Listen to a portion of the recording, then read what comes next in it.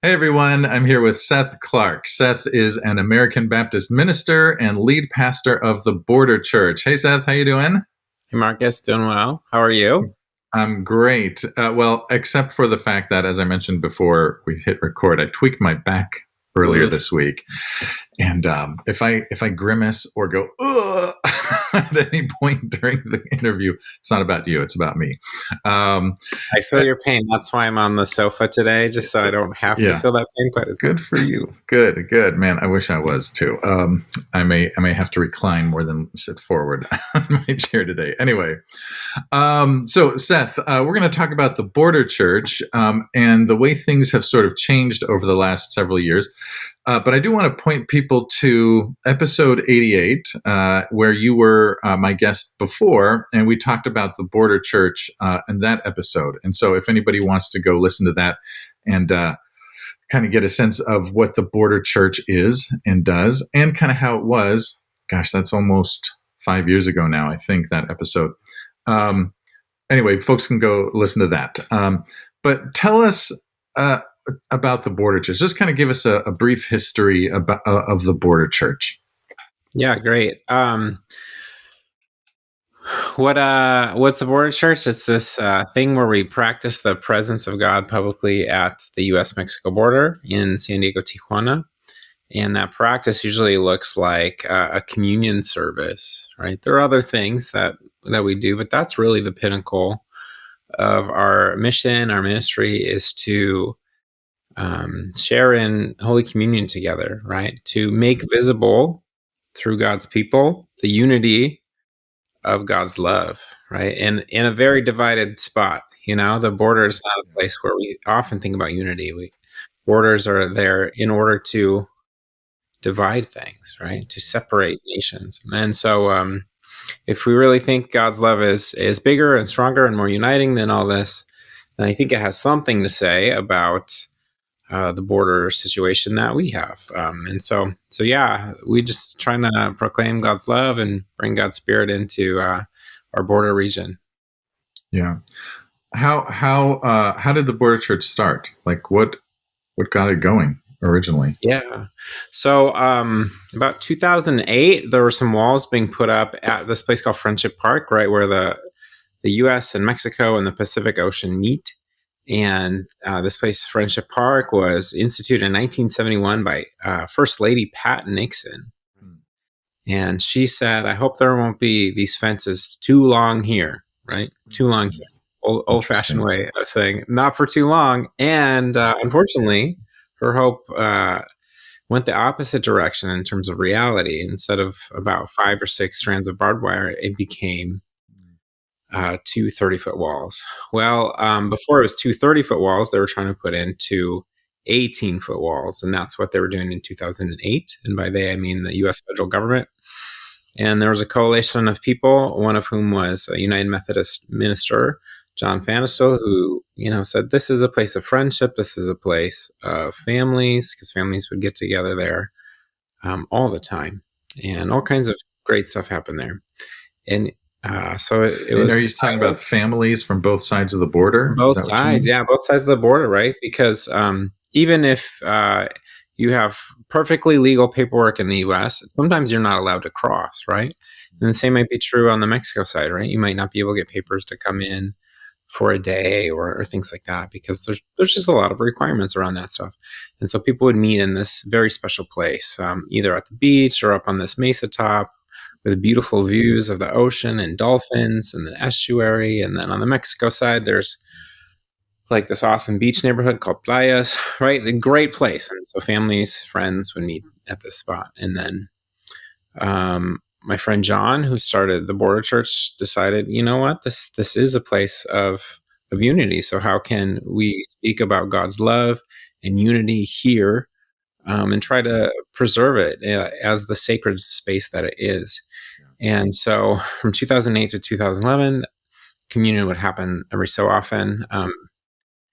Sometimes there was construction, sometimes there were people walking across those orange fences in order to have communion. It was a whole thing.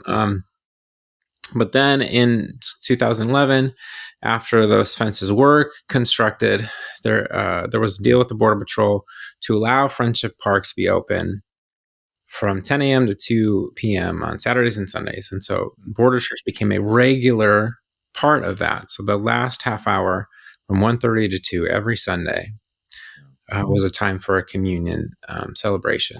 And you little would by share the little, elements across the fence, right? Across the so before those walls were constructed, they would share right through the fence, right?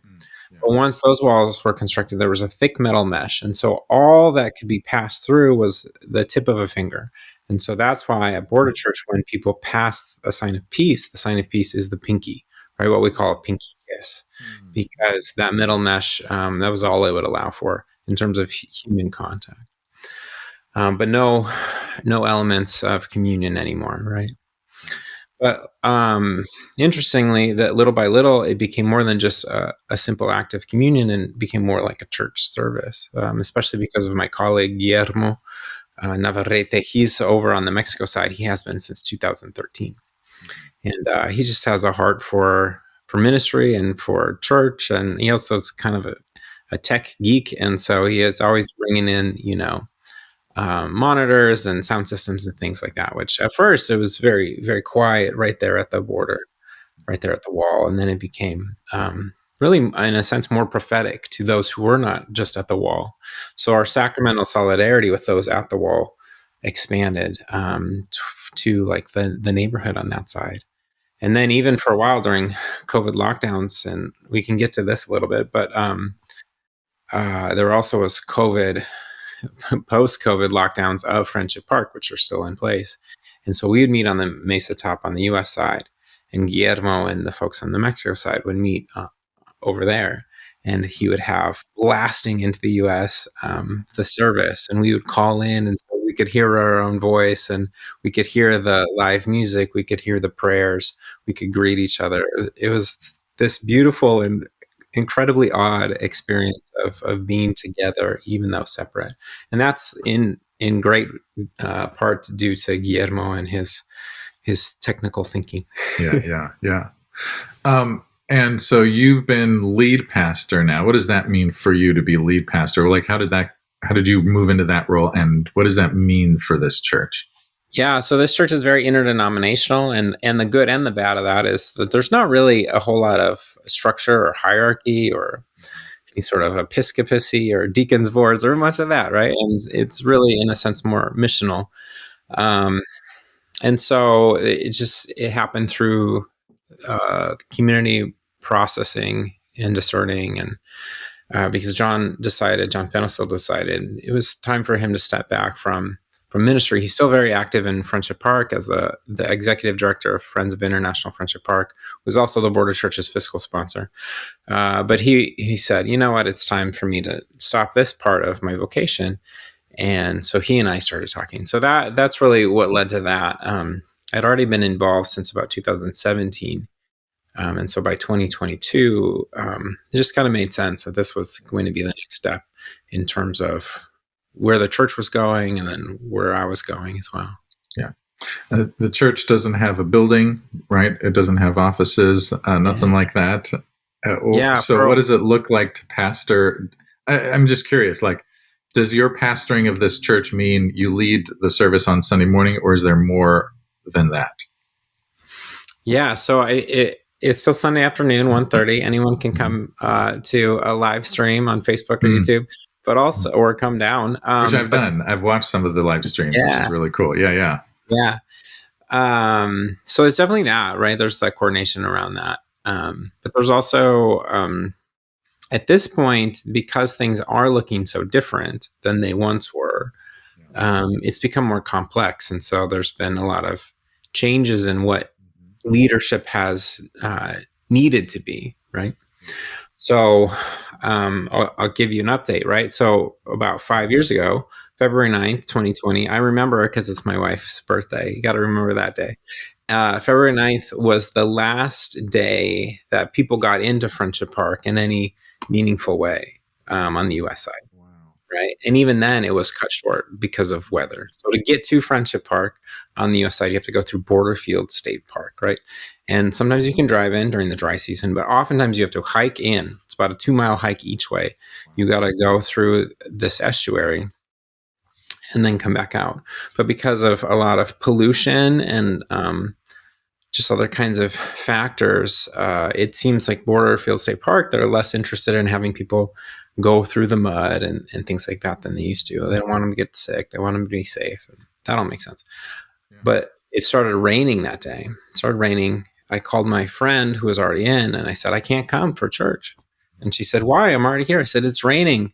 There's a park ranger at the gate not letting me in, right? Little did I know that afternoon where I had to start figuring out what to do about this thing, right? I had communion in my car, right?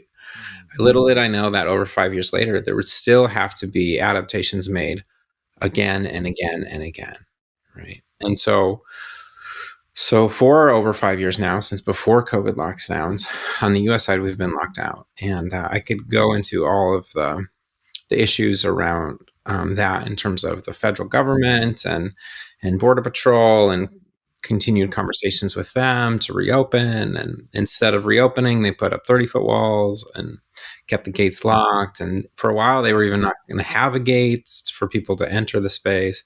So it's just incredible, like the way that there's been no spirit of welcome in this place that you would think would be a great public relations opportunity. Yeah. But no. So that's an ongoing process, right? So some of the leadership is like community leadership in terms of advocating for this space, right? We talk about advocating for the sacred space of the border, right? And part of that is advocating for those families who used to go there, right? So when Borderfield State Park reopened, there were people who thought, okay, Friendship Park is open too, but it wasn't. And so they would come, and sometimes they would spend hundreds or thousands of dollars to come because this is the only kind of authorized place on the whole U.S.-Mexico border where people can meet, where families can meet.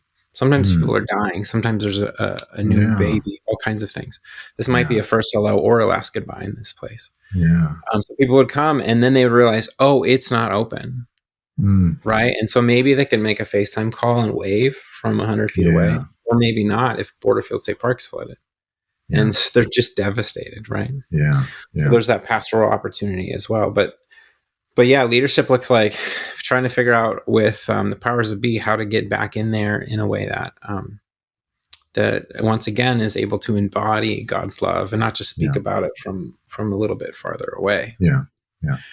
And then so that's part of the pastoral role. I think part of the pastoral role too is equipping the folks on the Mexico side, right? So on the U.S. side, it started as this way to really help kind of the Mexican diaspora, right? To have this place of unity and where the worship could happen and they could feel God's love. You know, people would show up and they didn't participate in the service at all, but they would ask the same friend who was there, Maria Teresa, they would ask her, like, is the minister coming? Is the minister coming? Right? Because they felt safer and they felt God's comfort, right? In a place that's kind of scary, right? Around Border Patrol, and it's between two fences. So it feels like you're doing a prison visit. Right. And so they, right. So it went from that, and that's still a goal that we'd like to be able to have some more of that again. But it expanded out. It expanded out as certain migrant crises happened in the Mexico side, with the Haitians coming in 2016, and 2015, 2016, and then again and again and again, different waves of migration, different kinds of folks coming, fleeing from wherever they were, trying to have a better economic life, and more recently, lots and lots of asylum seekers. The pastoral need has shifted radically to the Mexico side, especially since we can't get to Friendship Park to fulfill that original purpose. And so on this side, since I can't go down there all the time, right?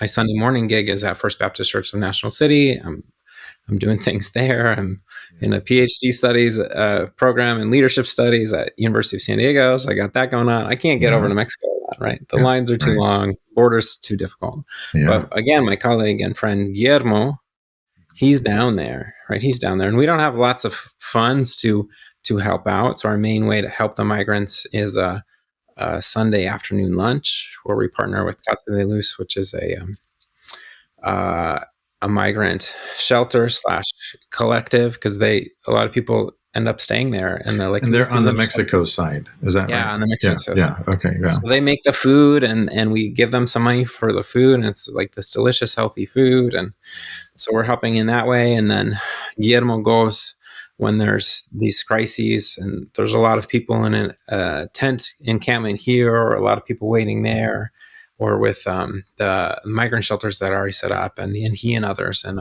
in the church help folks in that way.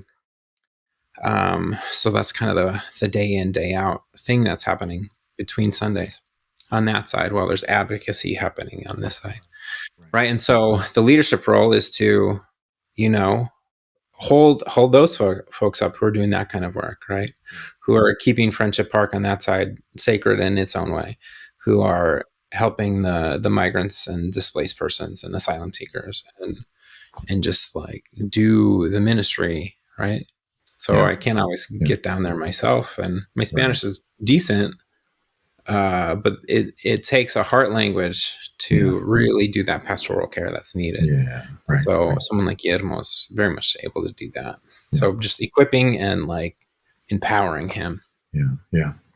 That's pretty awesome, actually. Like like a church on two sides of a border. One church, though, right? I mean, you're not two churches meeting together at the border. You're one church. Would that be fair to say? It sounds like that's what you're describing. And you have two pastors. Yeah, I think it's one church. The way I think about it, right? Sometimes churches have like the traditional service and the blended service or whatever, right? Yeah, right. It's kind of, or like they have an English and a Spanish service, right? It's kind of like that, except for we have a U.S. service and a Mexico service. Because the distance and the flooding don't make it possible for us to meet together. All we do right now is we call in for a greeting and a prayer, and then we run synchronous services, but not at the same time, which is obviously very sad. But there's no setup at the border. Believe it or not, there's not like lots of good infrastructure at the border to hold a service together. And so on the U.S. side, the way that we've been able to still have presence at the border since October 23. So there were a couple of years we were definitely wandering. Where do we go? We met at this estuary for a while. We would go up the hill for a while. We tried to meet indoors in Zoom, and of course during COVID lockdowns we just did Zoom. Right, but we felt a little bit like the wandering tribes of Israel, figuring out where to end up. But since October 23. We've been meeting at this place called Whiskey 8, which is just last year, 2024? October 2023. Yeah. October of 2023. Got it. Yeah. Yeah. So this place is one of the open air detention sites that were all across the San Diego County border and then beyond, I'm sure. But there were up to 16 at their peak. And this particular one, just south of the water treatment plant in San Diego, is at its peak had over 1,000 people there between the walls waiting to be processed by the Border Patrol. So at first they'd be waiting there for a day or two, but towards the end it was only hours instead of days, thankfully, because the situation was somewhat grave. And Border Patrol argued with the volunteers, and I think even in court, that they didn't have the legal responsibility to tend to these people's medical care or their food or water or bathroom needs. Or, sometimes like in October in that spot, it wasn't always too hot, but very sunny, maybe 90 degrees. But there were other ones out in like Jacumba Hot Springs where it was 110 degrees and, you don't get any water, right? Or by November, December, it would get to be 20 degrees Fahrenheit at night. And again, we have no responsibility to you because we have not apprehended you officially, right? You migrant person, right? You're on your own between these fences. very strange, right? Yeah. And as people who, kind of want to serve Yeah. and help others, that didn't seem right. And so, not just Border Church, but there was a collective of people, mostly through American Friends Service Committee, but others as well, faith-based and secular, who started a solidarity station at this place called Whiskey 8. And that's been there ever since October 2023. It was there for the spring in a while, and then they had to close up, and then they reopened when there was more migrants again. But yeah, that place has been there for a year and a half, day to day, offering that physical help. But then on the Sundays, right, Sunday afternoons, we're able to offer that spiritual nourishment as well. And so there have been some times where there's been like deeply needed spiritual Mm. uh, help. Just like, hey, can you pray for me, right? Yeah. They come, they participate in the service. It's very meaningful, I imagine. But then, just like that personal touch of a conversation and something like that. Yeah. So even though we're separated from our friends in Mexico, we're able to like have this face-to-face ministry experience.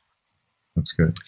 And it's all just very, very meaningful. And I think it goes to show, for me at least, like this idea of ministry of presence is so important.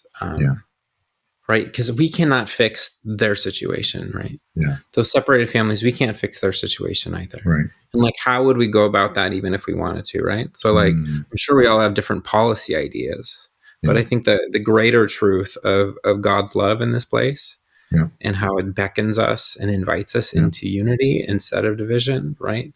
I think at its very least, that means something. That means something more than you're a migrant who I have not apprehended, and so I don't owe you anything. I think it means like maybe we can call against that, and of course there's plenty of discussions about borders and politics and sovereign states and what that all looks like.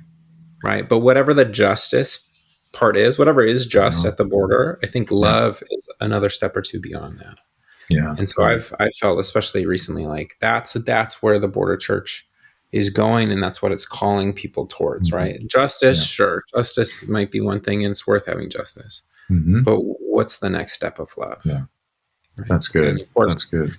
Yeah, of course, with Christ, like the next step is always a little bit harder and a little bit more suffering and worth it, right?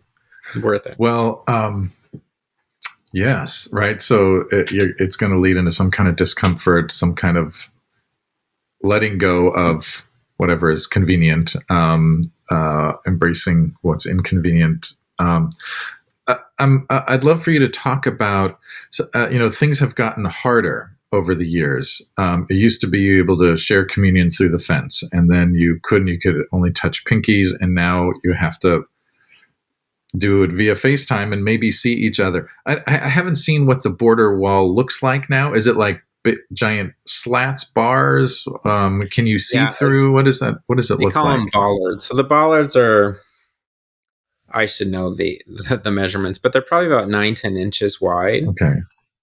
And then there's, a gap in between, which is about as wide. Yeah. And then that just goes on for miles and miles and miles. Okay. Yeah. And then they're, depends on where you are, but they're between 18 and 30 feet tall. Okay. And so as the border has changed and your practice of worship at the border church, doing church together, as that has changed, like what has that been like for you as a leader in this church, having to navigate that change? Because it's serious disruption to the way you're like, wait, why can't we worship together more? Wait, why can't, and multiple times losing the ability to worship the way you once worshiped. What was that like for you? What are the things that you felt? I'm sure there must have been frustration, anger, maybe some at times wanting to give up. I don't know what to do now anymore. Yeah, I don't know. What are the things that you felt as you went through that? Yeah, I think all of those. Definitely frustration, right? Like we are as literally as you can possibly be, like frustrated from getting to the place we want to be at. Yeah. Anger, yeah, definitely anger. There's anger because, like, the way I conceive of love and justice, like, this is not the way it should be, right? Yeah. Right. Annoyance. I think there's annoyance. Okay. I'm annoyed at California state parks who have for over a decade said, oh yeah, we're going to fix that road so it's not flooded all the time. Right. Oh yeah, we have these plans. Oh yeah, we have this community input. Oh yeah. And then it keeps getting pushed back. Yeah. Right. So annoyance, right? Yeah. Like, yeah. And definitely sadness, right? There's this, there's a deep sense of grief that I see in others, like when they're crying their eyes out because they thought after this very expensive trip that they were going to see a person that they loved and they can't. Right. So there's all of those kind of darker emotions. I think there's also, I said earlier a few times, meaning. There's like the sense of meaning. Right. And I think in the spiritual realm, something that's meaningful also usually brings with it a sense of awe and wonder, right? Like that somehow there's this thing happening at the border that I get to participate in that is making a difference and reminding people of God's love and hopefully drawing them into God's love in a new way. And more than hopefully, like I've seen it. I've seen the stories, you know. I'm American Baptist, and I had a group of American Baptist executive ministers, which is kind of like an executive director or a bishop or something like that, but like with way less power, right? So like Baptists love doing things their own way. So, and they were out, and there was a couple of them who basically said that throughout the weekend that they were there, including putting our hands on the wall for confession, which we've done for years. Like these events were some of the most pivotal spiritual experiences of their life. Right. And I'm thinking about this because it's my tribe and it's very recent. Right. But like the most pivotal experiences of their spiritual lives. Like these are like high level people in their organizations. You've seen it all when it comes to ministry, right? The good, the bad, the ugly. And here they are, like experiencing God at a 30-foot wall. Pretty amazing. Amazing. And Transformative. I get to and see it, and it's awesome. So lots of emotions that you felt, and then also emotions that others have felt, and of course, and God works through emotions, right? God is in the emotions. God, we are transformed as we live through whatever emotions we experience. Your people would have also experienced probably lots of emotions, and so loss, right? Lots of loss over the years. So the connection I'm making here is lots of churches experience loss in all kinds of ways. And so one of the challenges for a pastor is helping your people navigate loss. Sometimes it's a little bit different in your case where, there's just a powerlessness in some ways to be able to do what you want to do. So you have to navigate some loss. You have to embrace the reality of loss, and then you shift, right? And you say, well, then we're going to do this instead. If that's true, if that's kind of what you've experienced, then how have you helped your people sort of make that shift? Like, what has it been for them? Has there been resistance from them in some way? Or, I don't know, what's that experience like for you? Yeah. I'm going to answer in two ways. One is like the border is more fluid than any other part of American life, right? And not the border itself, right? It's basically been set since the 1840s, right? So, so it's pretty much there, right? And at Friendship Park is the first border monument between U.S. and Mexico, right? From the Treaty of Guadalupe Hidalgo, right? So like it's been there a while as far as like American standards, right? But like the situation around the border, like the way that people have to interact Okay. with the border is always fluid. It's fluid in terms of the flows of people coming. It's fluid Okay. in the sense that like there is continuous change on both sides, right? So oftentimes there's National Guard on the Mexico side. Yeah. More recently because of some deals made between the two Yeah. governments. Of course, Border Patrol is always on the U.S. side, but their presence has increased quite a bit over the years. The infrastructure is always changing, right? More and more is usually the case over the last years as well. Yeah. Right, the policies of who can get in and who can't, and because a lot of it is not legislative, it's just in the executive branch. Whenever there's a new president, things change radically, and then when again, because there's not legislation, when the tides change and the populace in the U.S., the vibes shift at the border quite a bit, and executive orders are put into practice, which may help or may hurt migrants and border crossers and fronterizos, right? People of the border, right? And so, yeah, so the people who are involved with this kind of expect that, and so they're maybe a little bit more ready for it, right? There's also fewer of them, right? A lot of people come to regular church in part because it's an easy rhythm to get into, right? You go on your Sunday morning, maybe your midweek class, something like that, right? But it fits into your life fairly well, right? Something like Border Church on the U.S. side, it's okay. Are we going to hike today? Are we going to drive today? Got to plan around that. Is there rain? Do we have to have our boots?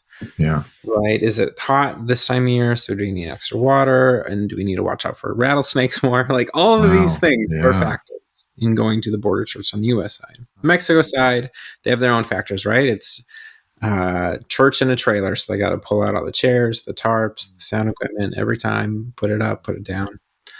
Right. But there's more of a rhythm to it. It's just a rhythm that includes a lot more work.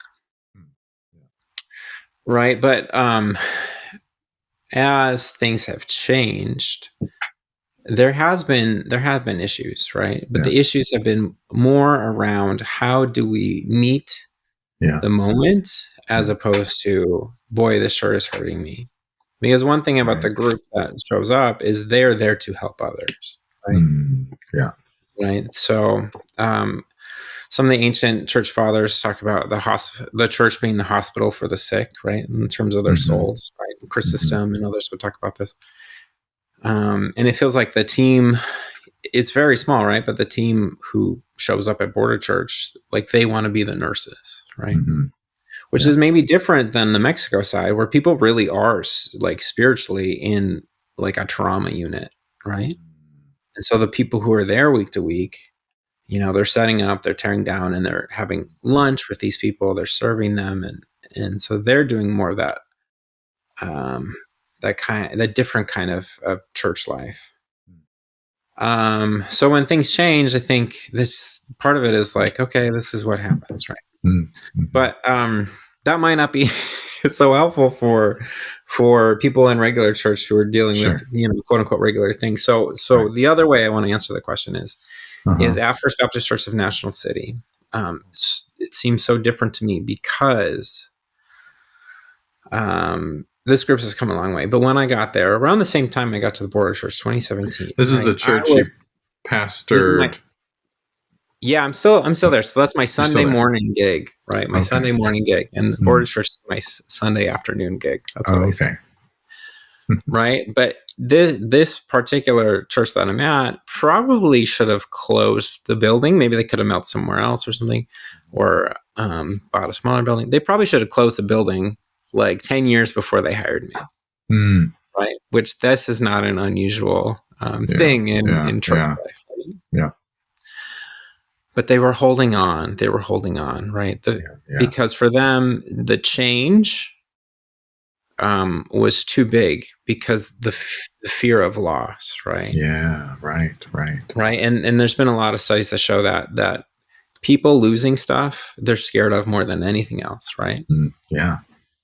right? And so that the fear of, okay, this building that, I was baptized in, or, Uh-huh. this is where I had this profound spiritual moment, Yeah. or where, I met the love of my life, right? So Yeah. this setting, Yeah. right? They feel like we have to change it. And so, or we have to save it. Right. And so they deny the reality that's not feasible in the long run. Yeah. Right. And so maybe it's time to turn to the community and what's best for the community, Yeah. stay at church in a smaller way, um, you know, not be at church anymore, things like that. Right. Yeah. But there's this sense in which we can control this, right? And that's the point. There's this sense in which we can control this. If we do this or we do that, we're going to change it. And maybe sometimes, yes, but oftentimes that needs a miracle, right? But where else needs a miracle for it to change is the border, right? The difference is we know that we can't change the reality at the border, Yeah. right? And so it's easier to accept that, right? So it's like the serenity prayer, right? The wisdom to know the difference between what you can and cannot change. Yeah. Yeah. And I think that's a leadership key idea, like in a critical need, right? What is the difference between the things I cannot change and the things I can? Yeah. And then put your emphasis, this is what I at least try to do, on the things we can change. Right. And then the pastoral care usually comes in. These are the things we cannot change. Right. And then the leadership strategies, right? These are the things we cannot change. How can I help you with your feelings? Yeah. And how can I help you remember that God loves you, even though this is going to be a hard loss for you? Yeah. That's good. That's really helpful, actually. And I'm curious, maybe kind of as a last question here. What was it like to learn that? Because the reality is, I think most of us, when we become pastors and leaders when we're younger, we don't know all of that, right? We have to figure that out as we go. How have you changed as a leader from when you were like a new young pastor, whatever that was like, and then your experience both in National City American Baptist, your National City Church, and the Border Church, right? How have you changed as a leader? Yeah. I think it's become less and less about the fruits of success and more about the fruits of faithfulness, right? Mm-hmm. And so I'm not somebody who thinks that because I'm in this particular role, I need to be here forever, right? Right. So, there's going to be an end date for me at Border Church and that First Baptist Church, right? That's, even if I want to be there forever, life finds a way to stop living, right? And so I can't. Yeah. Right. Change will happen. Loss will happen.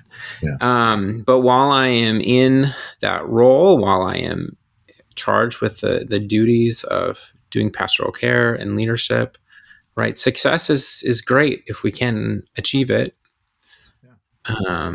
But I think one of the greatest successes we can have as leaders and as people of faith is to be faithful, right? Yeah. Be faithful to our calling, right? So my calling at Border Church has changed significantly over the years, right? As has my calling at First Baptist Church, right?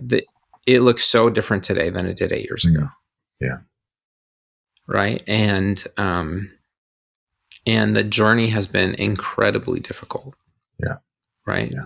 With the ways that sometimes churches are toxic, with the ways that sometimes the federal government on both sides can give you challenges, let's say, right? It has been very, very difficult. And right, that faithfulness that I seek to employ, that I seek to have towards God and others, like it's a good reminder to me that the God has been so much more faithful to me and the people I minister to, and the land upon which the border is on, and the people of this region, right? And even the people who feel like my adversaries in the moment, right? Those old timers who just don't want to change, right? God loves them just as much as God loves me.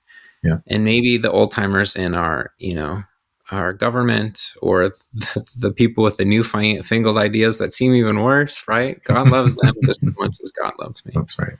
Amen. Amen. That's good. Good. Seth, thank you for sharing this story. I think it's a really helpful um, resource in a sense, just for those of us who aren't in your exact kind of a context, the border church, right? Different kinds of challenges than we have, but challenges, and we all got to figure out how to lead through those challenges. So just a good sort of case study of what does it look like to lead when things are hard and changing, and we gotta find new ways, and still stay faithful to the mission, right? Which is, in your case, well, I don't know how you would verbalize that, but give us a sentence or two of your mission. How would you Yeah. describe what you guys? There's Yeah, always a new iteration, right? Because it always needs to sure. change. But basically, Yeah. publicly practicing God's presence. That's one Mm, way of talking about. mhm, Another way is showing God's uniting love in a place of division. mm. That's great. And I think That's great. they're both they're And both you were good. doing that even before things got harder, right? You were doing Yeah, that then. That was the mission then. Maybe you verbalized it differently, and it's the mission now. And you find new ways of living that out in right. meaningful ways. Yeah, yeah, Yeah, and we that's all great. have wars in our hearts and in our communities that Yeah, God's love can break down. So that's right. That's right. Seth, thank you. Yeah, for all this. Also, just go ahead real quick. You wrote a book a year or two ago, or 3 years. I can't remember how long, but tell us just briefly about the book that you wrote. yeah, the book's called Church at the Wall: Stories of Hope Along the U.S.-Mexico Border, and it's Mm-hmm. from Judson Press. And it came out in 2022, and it's on Kindle, and you can buy it on Amazon or your bookstore. Yeah. It's out there. Yeah, and I have a new one coming out, Oh. and it's tentatively titled. We'll see what happens. It's Mm-hmm. tentatively titled "Lead Like You Will Die: How Oh. Reflecting Oh. on Your Death Can Make You a Better Leader." Oh, all right. Well, Yeah, we'll have to have a conversation about that someday too. That sounds good. Awesome. Anyway, Seth, thank you for being here. Really grateful. And just thanks for the good work that you're doing. thank you, Marcus. I appreciate it.